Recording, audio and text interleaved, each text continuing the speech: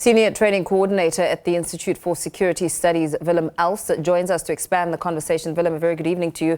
Thank you so much for your time. Police are saying that they suspect that a group of Ethiopian men may have been held against their will in Lombardy East. What should one make of such a frightening revelation? Good evening to you, Mpo. Yes, as you mentioned in your intro, this is the second event or that happened in the past, two months or so. Last year there were some other incidents as well in South Africa, in Pretoria, where we also had some of these people also from Ethiopia being smuggled to South Africa. So it seems that there's a very active organized crime syndicate that is operating, and our information is that the kingpins are in Nairobi, in Kenya, and then there's a difference between human trafficking and smuggling.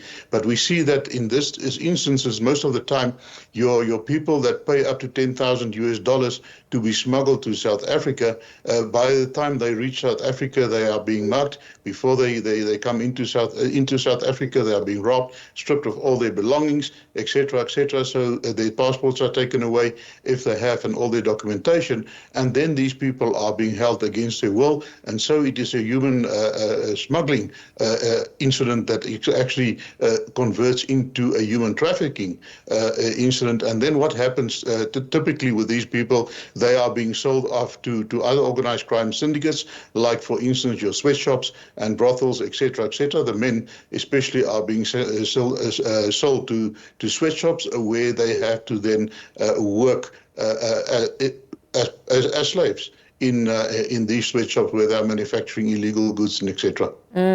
We talk about men being found naked, half naked, for a second time in the very same suburb in Lombardy East, north of Johannesburg.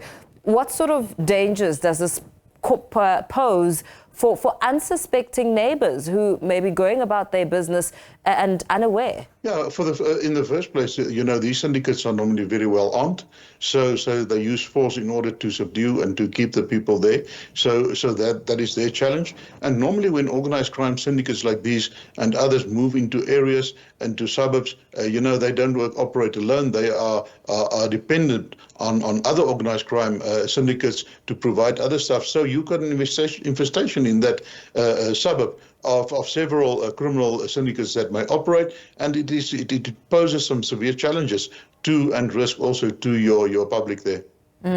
You speak about the probabilities that a group of men, Ethiopians, suspected to be undocumented by the police, being used possibly in sweatshops. I mean, we're talking now about modern day slavery.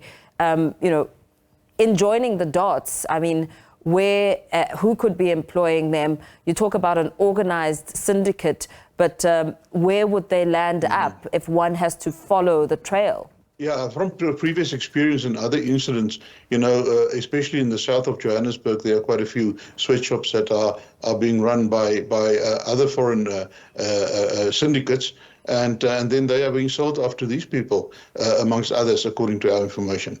And how much does the research that is available, how much does it talk to when it speaks to the prevalence of the phenomenon in the country? I mean, you mentioned an incident in Pretoria. We're talking about two incidents in the same space, in the same suburb. How much real information and research is out there?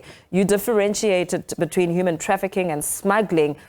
What information is available? Okay, if you go and look at the ENACT Organized Crime Index for Africa, you will see that the latest index that we have, South Africa actually ranks number three in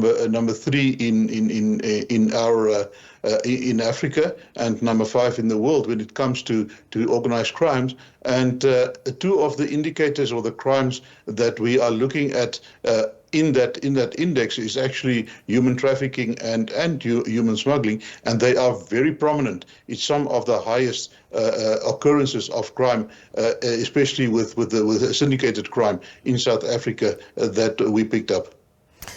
We listened to the police responding to this matter, and they were trying to establish how exactly these individuals got into South Africa to begin with. And that, of course, speaks to the much needed collaboration of law enforcement officials, the SAPs, the Hawks, border management. Where are the loopholes? Yeah, the loopholes are in the first place at your borders because they have to cross the border. So corruption at our border post is one of our major challenges. You know, porous borders is not only a unguarded border, it is your officials at the official border post that are actually corrupted, and they are facilitating the transfer of these syndicates and the smuggling of these people into South Africa.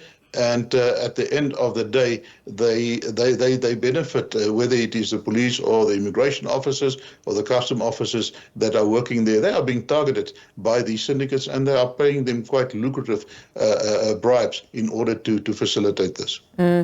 As we talk about foreign nationals, I mean, Ethiopian nationals for a second time, where does that leave the trends around South Africans? I mean, one cannot assume that South Africans are safe. Yeah, sure. There's in the last week there were South Africans that were lured to Thailand, and then they ended up in Myanmar. Some of them are still on their way back. That was actually a scam where they were lured there for work, and when they got there, they ended up in these syndicates in Myanmar, where they were then forced to solicit and to scam people online as part of the work of the syndicates. Fortunately, there was an intervention, and they are coming back. So our people are being targeted, as well as the foreigners. And South Africa, because of South Africa being the powerhouse in the region, we've got the southern route of people that want to make a better living in your countries in conflict, like for instance Somalia. We heard that some of them are Somalians, and then also Ethiopia, which is quite a very overpopulated country, but also they've got internal conflict and civil wars that are ongoing. They just stopped with the one civil war. We'll see it is brewing again. So these people are actually trying to escape that and to come for a better living here. And those who pay, they are being exploited. Others, they are unfortunately being trafficked, being scammed and then trafficked. So yeah, these people are targets, but South Africans, as I mentioned, are also targets. Very well. Thank you so much for weighing in on the discussion. Senior Training Coordinator at the Institute for Security Studies, Willem Els, speaking to us there as we look at human trafficking.